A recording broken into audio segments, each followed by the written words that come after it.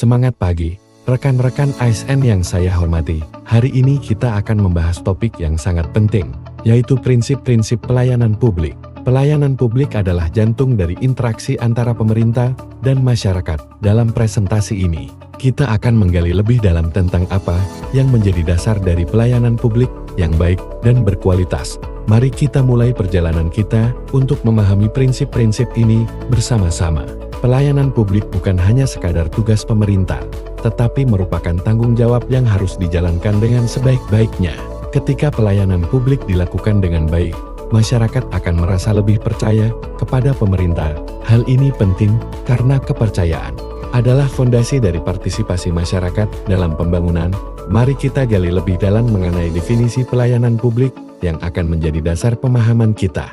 Mari kita mulai dengan mendefinisikan apa itu pelayanan publik. Pelayanan publik mencakup berbagai kegiatan yang dilakukan oleh pemerintah dan lembaga terkait untuk memenuhi kebutuhan masyarakat. Ini bisa berupa pelayanan kesehatan, pendidikan, atau bahkan administrasi. Dengan memahami definisi ini, kita dapat lebih menghargai peran penting pelayanan publik dalam kehidupan sehari-hari. Dari definisi yang telah kita bahas, terdapat beberapa elemen kunci yang harus kita perhatikan. Pertama, pelayanan publik bukan hanya satu tindakan, tetapi merupakan rangkaian kegiatan yang saling terkait. Kedua, tujuan utama dari pelayanan publik adalah untuk memenuhi kebutuhan masyarakat. Dan terakhir, semua ini harus dilakukan sesuai dengan peraturan perundang-undangan yang berlaku. Mari kita lihat lebih jauh mengenai perbedaan antara pelayanan publik dan pelayanan privat. Penting untuk memahami perbedaan mendasar antara pelayanan publik dan pelayanan privat. Pelayanan publik bertujuan untuk memenuhi kebutuhan masyarakat secara luas, sedangkan pelayanan privat lebih berorientasi pada keuntungan. Ini artinya, dalam pelayanan publik, setiap warga negara memiliki hak yang sama untuk mendapatkan layanan tanpa diskriminasi.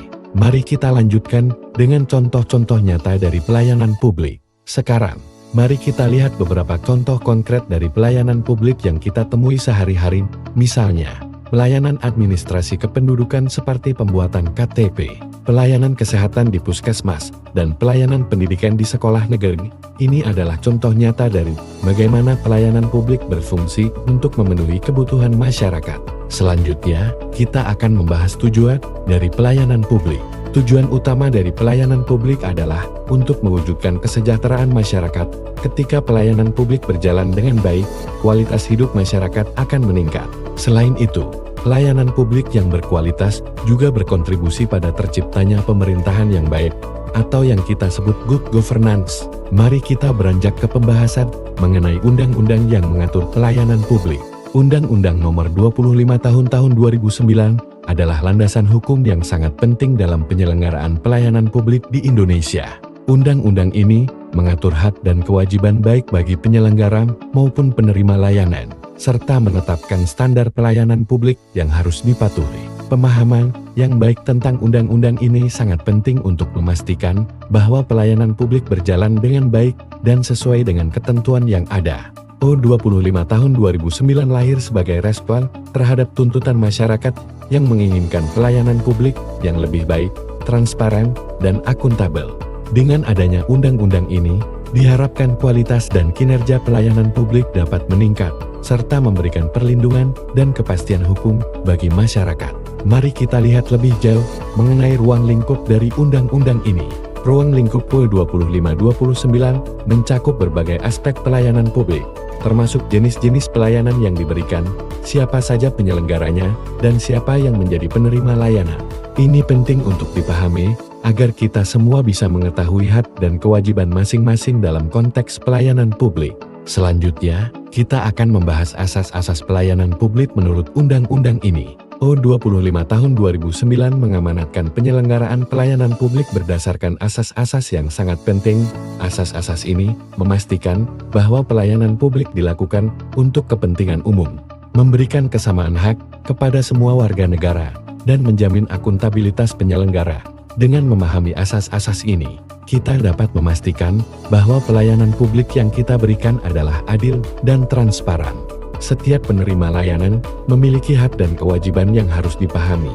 Hak-hak ini meliputi mendapatkan pelayanan yang berkualitas dan mengajukan pengaduan jika terjadi pelanggaran. Di sisi lain, Penerima layanan juga memiliki kewajiban untuk memenuhi persyaratan yang ditentukan dan memberikan informasi yang akurat. Memahami hak dan kewajiban ini sangat penting agar kita dapat berpartisipasi aktif dalam proses pelayanan publik. Penyelenggara pelayanan publik juga memiliki kewajiban yang harus dijalankan. Mereka harus menyusun dan menetapkan standar pelayanan, menerbitkan maklumat pelayanan, serta menyediakan sarana dan prasarana yang memadai. Kewajiban ini bertujuan untuk memastikan bahwa pelayanan yang diberikan memenuhi standar yang telah ditetapkan. Mari kita lanjutkan dengan membahas standar pelayanan. Standar pelayanan minimum SPM adalah ukuran yang ditetapkan sebagai tolok ukur minimal pelayanan publik. SPM mencakup berbagai aspek penting seperti prosedur, waktu penyelesaian, biaya, sarana dan prasarana, serta kompetensi pelaksana.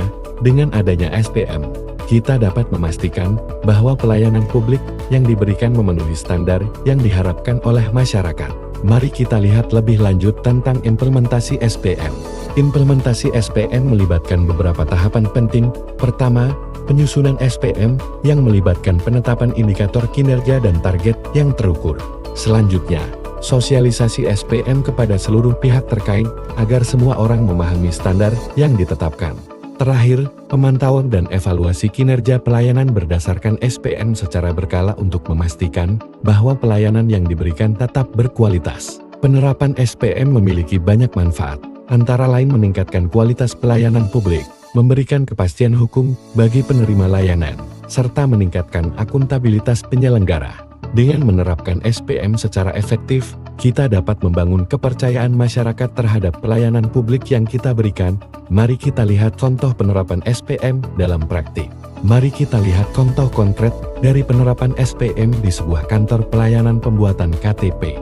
Di sini, prosedur pembuatan KTP terdiri dari beberapa langkah yang jelas. Waktu penyelesaian maksimal 14 hari kerja, dan biaya pembuatan KTP adalah gratis. Selain itu, mereka juga menyediakan sarana dan prasarana yang memadai untuk kenyamanan masyarakat. Ini adalah contoh baik yang bisa kita tiru dalam pelayanan publik lainnya. Prinsip-prinsip pelayanan publik merupakan pedoman penting bagi kita dalam memberikan layanan kepada masyarakat.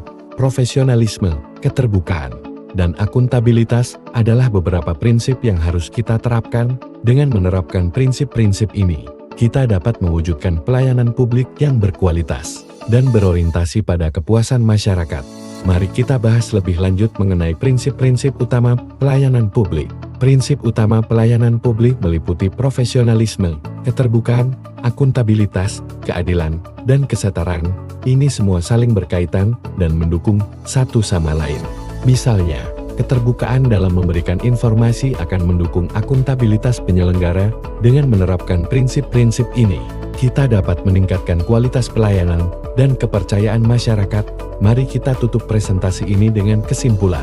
Sebagai kesimpulan, pelayanan publik adalah kegiatan yang sangat penting bagi masyarakat dan negara. Dengan memahami definisi dan elemen-elemen yang ada, kita dapat lebih baik menjalankan hak dan kewajiban kita sebagai penerima maupun penyelenggara layanan. Mari kita terus berkomitmen untuk menerapkan prinsip dan standar pelayanan publik demi meningkatkan kualitas layanan kita. Terima kasih atas perhatian rekan-rekan semua. Semoga materi ini bermanfaat untuk kita semua.